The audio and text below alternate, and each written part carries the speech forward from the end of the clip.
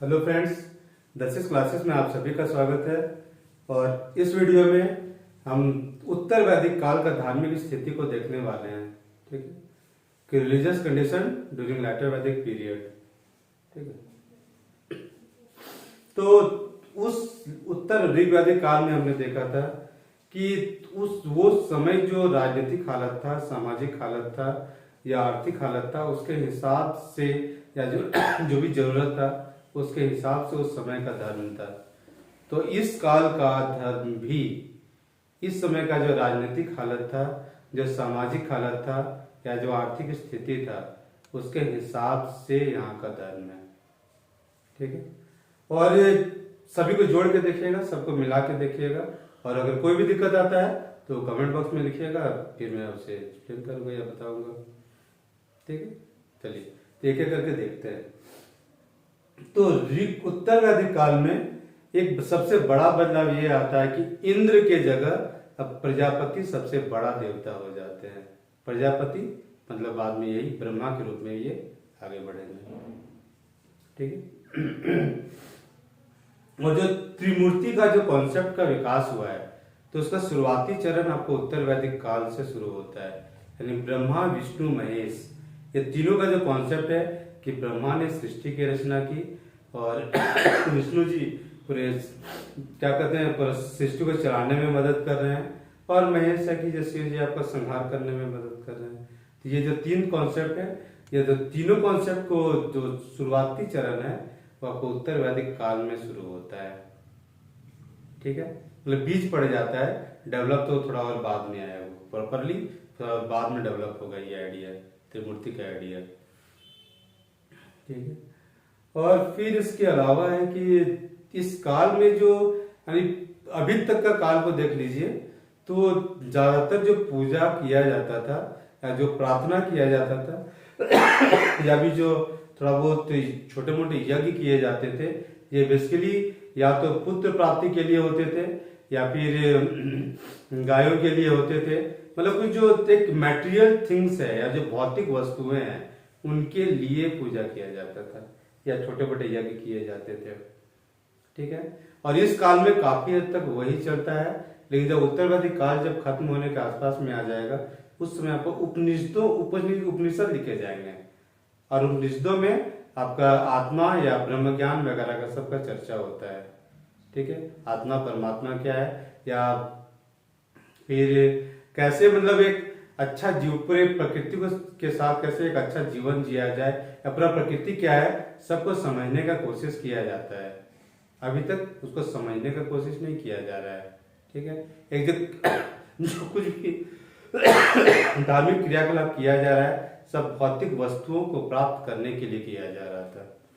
ठीक है, और इस काल में यानी जो उत्तर वैदिक काल में बहुत बड़े बड़े आपका यज्ञ होना शुरू हो जाते हैं। तो कुछ अगर डिटेल मैंने पॉलिटिकल कंडीशन में, मैंने राजनीतिक हालत स्थिति में मैंने बताया था, थोड़ा मैं अभी बता देता हूँ। ठीक है, जैसे एक हो जाता है आपका रासु यज्ञ।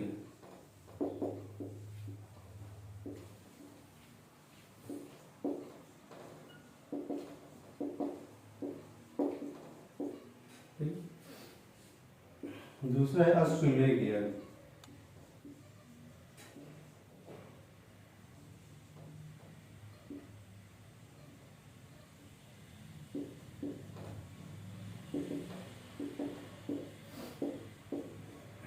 तीसरा है आपका वाजपेयी यज्ञ।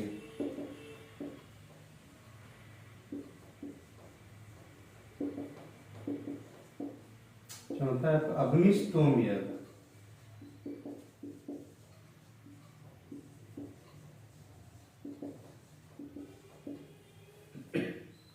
और भी काफी सारे यज्ञ आएंगे, तो जब संस्कार डील करेंगे तो उस समय उसका डील करेंगे। ठीक है, जैसे पांच महायज्ञ टाइप के कुछ आते हैं, फिर आके हवीर यज्ञ आते हैं, फिर आके मतलब 7 हवीर यज्ञ हैं, 7 सोम यज्ञ हैं, तो सभी को देखेंगे उस समय। अभी मेनली इन पे फोकस करते हैं। राजसु यज्ञ, तो राजसु यज्ञ करीब करीब आपका साल भर चलता था। राज्याभिषेक एक दिन का होता था, इसी का हिस्सा होता था राज्याभिषेक। लेकिन राजसूय यज्ञ करीब साल भर चलता था। अभी के डेट में ये नहीं होता है। और बाद के काल में भी घट के इसी भी एक दिन के आसपास हो गया था। ठीक है, तो क्योंकि बहुत ज्यादा खर्चा होता था, बहुत ज्यादा दाम दिया जाता था और उतना अफोर्ड करना बहुत टफ था। और चूंकि ये सब यज्ञ में चूंकि बहुत ज्यादा खर्चा बढ़ गया था और इसीलिए आपका बहुत सारे धर्मों का उदय होगा, जिसमें प्रमुख थे बौद्ध धर्म और जैन धर्म। ठीक है, चलिए देखते हैं आगे। अश्वमेध यज्ञ, अश्वमेध यज्ञ भी करीब आपका साल भर के आसपास चलता था ये। ठीक है, इसमें घोड़े की बलि दी जाती थी और घोड़े को मतलब घोड़े को छोड़ा जाता था। घोड़ा जहां जहां घूम के आता था उस क्षेत्र को मतलब जीता हुआ माना जाता था, जब वहां के शासक उसे अधीनता स्वीकार करते थे। ठीक है, या फिर अगर अधीनता नहीं स्वीकार करना है तो जाहिर कि घोड़ा को पकड़िए और उसके साथ लड़िए। ठीक है, तो अश्वमेध यज्ञ वहां हुआ करता था, करीब करीब साल भर का ये भी खेला था। अब सोचिए साल भर अगर यज्ञ हो रहा है तो सोचिए कितने पुरोहित हैं, कितने दान दक्षिणा है, कितने खर्च वगैरह है। और आम इंसान ये नहीं कर सकता था ये। वाजपेयी यज्ञ, तो वाजपेयी यज्ञ भी बेसिकली करीब साल भर चलता था और ये कुछ कुछ प्रतियोगिताएं होते रहता था सालों भर और उसमें ज्यादातर में आपका राजा जीतता था। करीब करीब में राजा जीतता था और उससे स्थापित होता था कि हाँ राजा सर्वशक्तिमान है, देश दैट है, मतलब उसके बात को सुनना चाहिए, मानना चाहिए, तो उसके पास इतना पावर अधिकार है कि उसके हिसाब से चलना चाहिए। ठीक है, उसके बाद अग्निष्टोम यज्ञ है।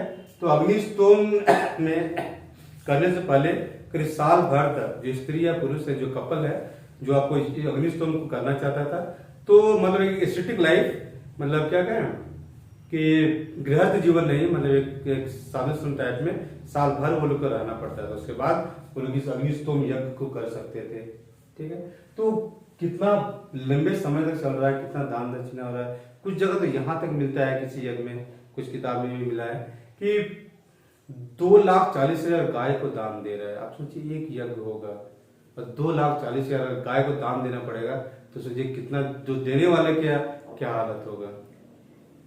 ठीक है, और कुछ जगह ये भी दिखता है जो दान में जो पंडित मांग रहा है या फिर जो देने वाला भी है उसमें है कि उत्तर दक्षिण पूर्व पश्चिम चारों दिशाओं को मांग रहा है। अब चारों सब कुछ दे देगा तो फिर करने वाले के पास क्या बचेगा।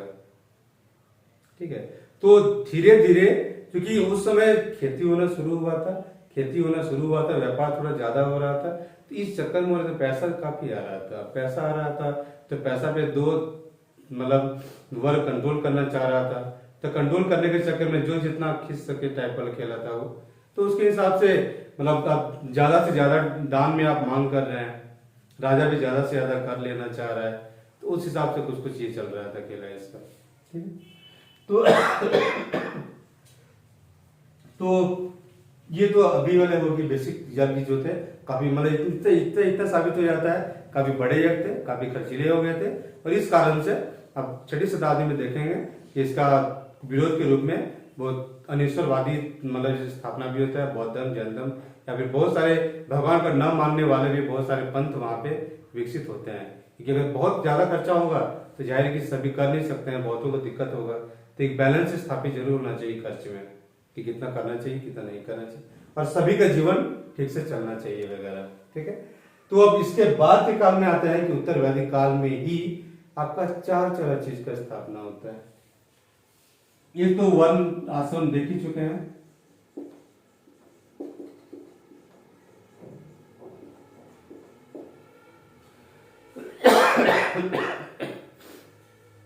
ठीक है, उसके बाद यहाँ पर जाति भी यहाँ आ जाएगा। ठीक है, वर्ण आ गया था, यहाँ पे जाति आ गया, और फिर यहाँ पे एक आश्रम व्यवस्था भी आएगा, आश्रम व्यवस्था। ठीक है, उसके बाद संस्कार आ जाएंगे। ये भी कहीं आपको 40 मिलता है, कहीं 16 के आसपास मिलता है। ठीक है, कहीं 40 कहीं 16, अभी हम लोग 16 ही डिस्कस करेंगे वैसे, क्योंकि कम कोई बेहतर है। तो वर्ण आ गया, वर्ण का शुरुआती देख चुके हैं, मतलब वर्ण में कौन कौन था, ब्राह्मण, क्षत्रिय, वैश्य, शूद्र।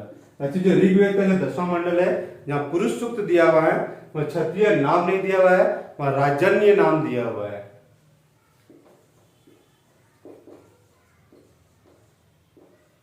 ठीक है, क्षत्रिय मेंशन नहीं किया गया है, ब्राह्मण, राजन्य, वैश्य और शूद्र है वह। ठीक है, तो ये वर्ण व्यवस्था हो गई। जाति तो जात और ये उस समय तो पहले ऊपर नीचे हो रहे थे, कोई कहीं भी जा सकता था वर्ण में। ठीक है, बाद में धीरे धीरे कंट्रोल स्थापित होते जाएगा इस पे। पर यहाँ पे है कि जाति, तो जाति आपका वर्ण से इसका कोई कनेक्शन नहीं, मतलब कुछ हद तक तो है ही है, लेकिन बेसिक ये जन्म से संबंधित है, कर्म से ज्यादा ये जन्म से संबंधित। जिस जाति में आप जन्म ले लिए तो आपको उसी जाति में रहना है। ठीक है, तो जन्म आधारित एक व्यवस्था था, तो वो है आपका जाति व्यवस्था। ठीक है, कर्म से संबंध है, लेकिन मुख्यतः ये जन्म से भी संबंधित है कि जहां जिस जाति में जन्म ले लिए आपको उसी जाति में रहना है।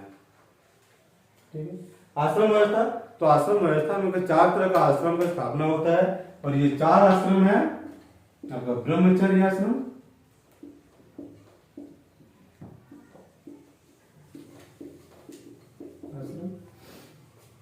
फिर आपका है ब्रह्मचर्य के बाद है आपका गृहस्थ आश्रम,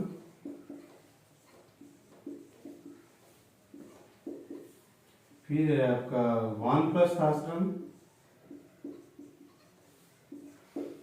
फिर आपका संन्यास आश्रम। 4 तरह के आश्रम व्यवस्था आपको उत्तर वैदिक काल में शुरू होते हैं। ब्रह्मचर्य आश्रम में क्या था कि ब्राह्मण, राजन्य या वैश्य या शूद्र के, शूद्र तो नहीं, ब्राह्मण, क्षत्रिय या राजन्य या वैश्य के बच्चे गुरुकुल में पढ़ने जाते थे, सभी अलग अलग उम्र में जाते थे ये। ठीक है, और इस काल में आपको ब्रह्मचर्य का पालन करना होता था, और बेसिकली उस समय जीवन को करीब 100 साल में 100 साल का माना गया था, और 100 साल को 25 25 25 25 मतलब 25 साल ब्रह्मचर्य आश्रम, 25 साल गृहस्थ आश्रम, 25 साल वानप्रस्थ आश्रम, 25 साल संन्यास आश्रम, ये 4 आश्रमों में ये था ये। ठीक है, ऐसे माना गया था। अभी सभी 100 साल जी रहे हैं ये जरूरी नहीं है, कोई 50 साल में भी जा सकता है, कोई 20 साल में मर सकता है, कोई 75 में कहीं भी मर सकता है, लेकिन माना गया था कि इतना का जीवन है, इतना आपको इस साल में बांटा गया था। ब्रह्मचर्य आश्रम में गुरुकुल में जाके आपको शिक्षा वगैरह प्राप्त करना है, और वहां से ब्रह्मचर्य का पालन करना है, वहां से वापस लौटना है, फिर आपको गृहस्थ आश्रम में घुसना है, शादी ब्याह होगा, उसमें फिर 25 साल रहना है, और उसमें जो जो काम करना है तो वो देखेंगे थोड़ा बाद में। वानप्रस्थ आश्रम में है कि वानप्रस्थ आश्रम में आप अपने जो भी गृहस्थ आप बनाए थे उसको अपने पुत्र या जो संतान होता है आप उसको देके जाइए, पूरी जिम्मेदारी उसको दे दीजिए, और आप उस चीज से अपने आप को बाहर कर लीजिए। और बाकी आप जो भी अपने दिमाग को मतलब मनन, चिंतन मनन वगैरह जो करना है तो वो आप करते रहिए। ठीक है, वो आपको वानप्रस्थ में है। संन्यास में है कि अपने आप को मोक्ष या मुक्ति के लिए अपने दिमाग को तैयार कीजिए। ये 4 आश्रम ये ऐसे है। ठीक है, अब इसमें था कि ब्रह्मचर्य के बाद आप सीधे संन्यास में भी जा सकता था कुछ लोग, जो अगर चाहे तो ब्रह्मचर्य के बाद गृहस्थ या वानप्रस्थ ना करके आप सीधे संन्यास धारण कर सकते थे। धार्मिक जो भी थोड़ा बहुत जानते होंगे धर्म के बारे में तो बेसिक इसका आइडिया होगा कि ब्रह्मचर्य के बाद बहुत लोग जैसे सीधे संन्यास ग्रहण, जैसे शंकराचार्य को देख लीजिए तो ब्रह्मचर्य के बाद अब सीधे संन्यास में चले गए थे, गृहस्थ आश्रम में बसाया था। ठीक है, और एक चीज और है कि जो शूद्रों के लिए सिर्फ और सिर्फ गृहस्थ आश्रम था, उनके लिए ब्रह्मचर्य वानप्रस्थ संन्यास नहीं था, शूद्र के लिए सिर्फ गृहस्थ आश्रम था। ठीक है, अब चलिए संस्कार में क्या क्या देखना है, बेसिकली 16 संस्कार देखना है। तो चलिए 16 संस्कारों को देखते हैं।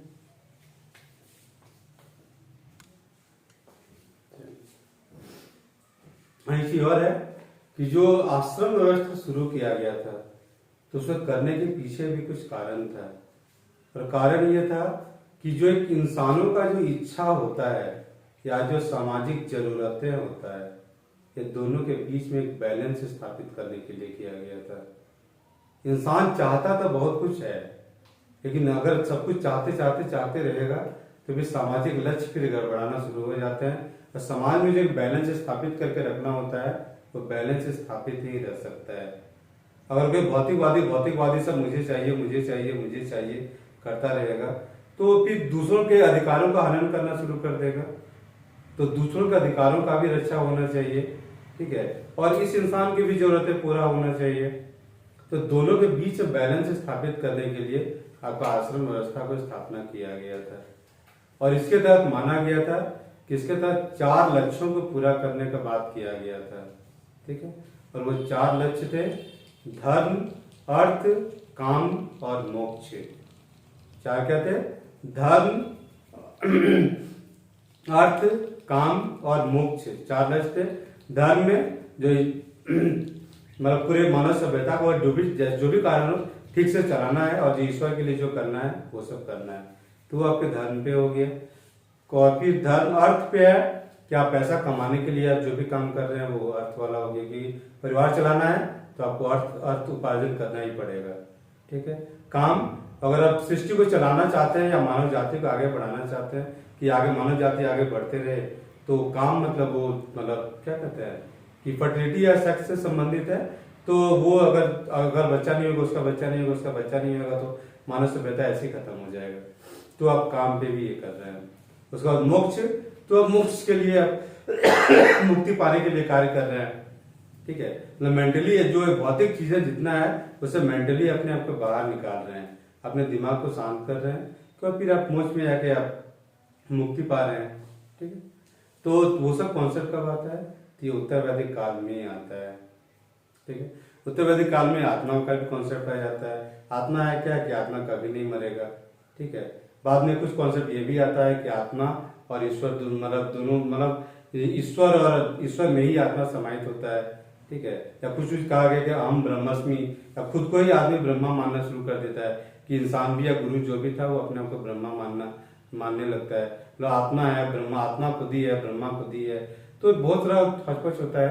तो वो धर्म का चीज है, तो धर्म में छोड़ देते हैं उस चीज को, ठीक है। अभी भी इसके लिए है कि आपको 4 लक्ष्य है, और 4 क्या है? धर्म, अर्थ, काम, मोक्ष, ये 4 चीज है। और चारों को पूरा करने के लिए आपका आश्रम व्यवस्था को स्थापित किया गया था। और आश्रम व्यवस्था में क्या था? तो ब्रह्मचर्य आश्रम था, आपका मतलब गृहस्थ आश्रम था, आपका वानप्रस्थ था और संन्यास था, ठीक है। और जो धर्म, अर्थ, काम, मोक्ष जो प्राप्त करना है, तो वो सब किसके लिए करना है, कुछ इस पे भी डिस्कस किया गया था उसमें, ठीक है। तो प्राप्त किसके लिए करना है? तो आपको ईश्वर के लिए प्राप्त करना है, धर्म, अर्थ, काम, मोक्ष, ठीक है। ईश्वर के लिए करना है, अपने संतों के लिए करना है, ठीक है। फिर अपने जो पितृ हैं, जो दादा परदादा दिस दैट जो आपके आइए हैं, आपको उनके लिए भी करना है, और मानव जाति के लिए करना है। 4 चीजें क्या है? धर्म, अर्थ, काम, मोक्ष किसके लिए प्राप्त करना है? और अब जो जीवन को ठीक से चलाना है किसके लिए? तो आपको ईश्वर के लिए करना है, अपने गुरुओं के लिए करना है, अपने पितरों के लिए करना है, और आपको मानव जाति के लिए भी करना है। तो देखिए उस समय, अभी से कम 3000 साल पहले, 2500 से 3000 साल पहले उनका ये कल्पना था कि आपको मानव जाति के लिए भी कार्य करना है, ठीक है। और किस व्यवस्था में था? ये आश्रम व्यवस्था के तहत इस चीज को किया गया था। एक संकल्पना था कि ये व्यवस्था का ठीक से पालन होगा तो ये सब चीज पूरा हो सकता है, और मानवता ठीक से काम करेगा और ठीक से चलेगा। लेकिन क्या इसका ढंग से पालन हुआ था? तो बहुत कम हुआ था। सभी लोग, अब पुराने इतिहास को भी देखें तो क्या सभी लोग मतलब गृहस्थ तक तो ब्रह्मचर्य आश्रम पालन कर रहे हैं, आपका गृहस्थ आश्रम पालन कर रहे हैं, और फिर वानप्रस्थ में कितने लोग जाते थे, या फिर संन्यास आश्रम में कितने लोग जाते थे? कितनों के बारे में हमने धर्मशास्त्रों में पढ़ा है। तो मुश्किल से बहुत कम होंगे जो प्रॉपर पालन होता था, लेकिन नियम थे तो नियम ऐसे ही थे, ठीक है। अब देखते हैं कि 16 संस्कारों में क्या क्या गया और 16 संस्कार क्या क्या थे, ठीक है। कुछ जगह 40 संस्कार तक मिल जाते हैं, कुछ जगह 16 संस्कार है। तो अब देखते हैं 16 संस्कार में क्या है। तो पहला संस्कार है गर्भाधान। तो गर्भाधान में है कि स्त्री और पुरुष को नहीं करना है, स्त्री और पुरुष अपना गर्भ धारण करेंगे, तो गर्भाधान संस्कार हो गया। उसके बाद है पुंसावना। तो पुंसावना में है कि जो गर्भ धारण करेगा वो बच्चा मेल ही होगा, या फिर आपको क्या कहते हैं पुरुष ही होगा, इसलिए भी आपका ये संस्कार होता था पुंसावना संस्कार। पुंसवना या पुंसावना जो कर लीजिए, ये संस्कार होता था। इसके बाद होता था सीमंतोन्नयन संस्कार। तो सीमंतोन्नयन में ये था कि वो गर्भ जिंदा रहे, तो गर्भवती पहले मृत्यु दर बहुत ज्यादा था या डेथ रेट बहुत ज्यादा था, तो उसके लिए संस्कार किया जाता था कि आपका वो गर्भ जिंदा रहना चाहिए, उसके लिए संस्कार होता था।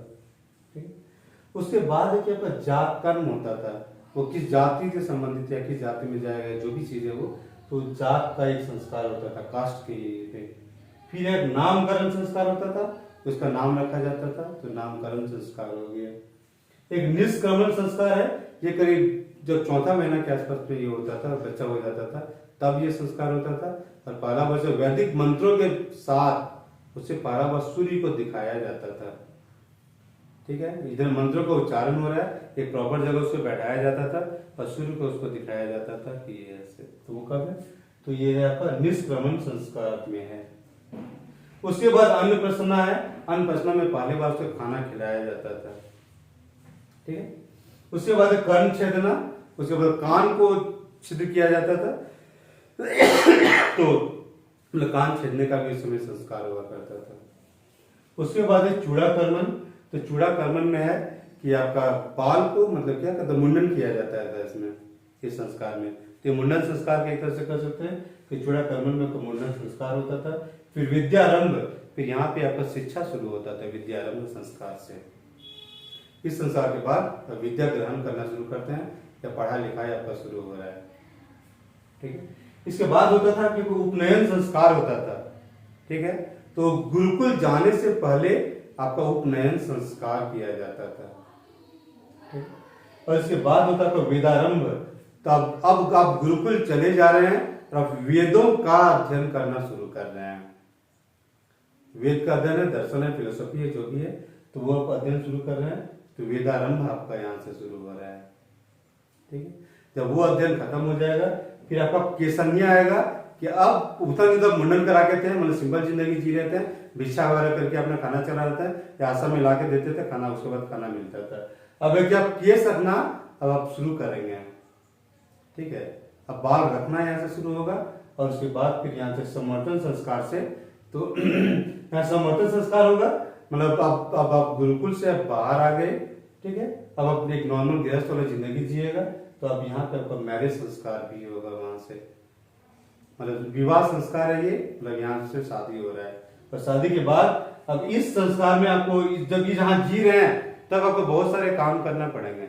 जैसे 5 महायज्ञ है, तो आपको इसी में जब जी रहे हैं तभी आपको करना पड़ेगा, जब गृहस्थ आश्रम में जी रहे हैं। तो हवीर यज्ञ, 7 हवीर यज्ञ है, 5 सोम यज्ञ है, सब आपको करना पड़ेगा। जब इस मतलब शादी होने के बाद आपको सब चीज को अपने जीवन में करना है। उसके बाद आपका अंत्येष्टि संस्कार है, जब आपके मौत पे हो रहा है। तो ये आपके जीवन को, पर इंसान के जीवन को करीब 16 संस्कार में बांटा गया था।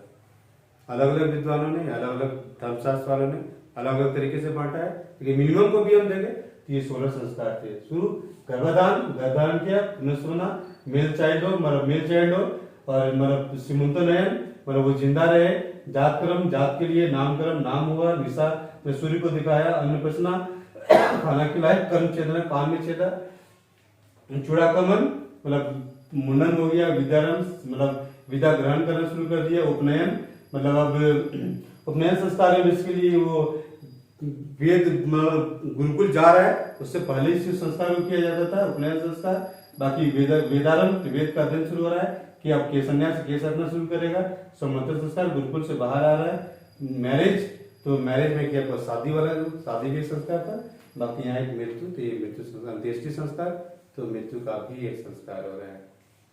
ठीक है, तो इतना सारा चीज था जब हमें उत्तर वैदिक काल के हमें धार्मिक स्थिति में करना था। तो हमने क्या क्या देखा, तो यहाँ त्रिमूर्ति का कॉन्सेप्ट आ जाता है, ब्रह्मा विष्णु महेश का कॉन्सेप्ट यहाँ से शुरू हो जाता है। प्रजापति इस काल में सबसे बड़ा देवता के रूप में स्थापित हो जाते हैं। पहले कौन था, इंद्र सबसे पहले बड़ा देवता था, अब कौन है, तो प्रजापति सबसे बड़ा देवता के रूप में स्थापित हो जाते हैं।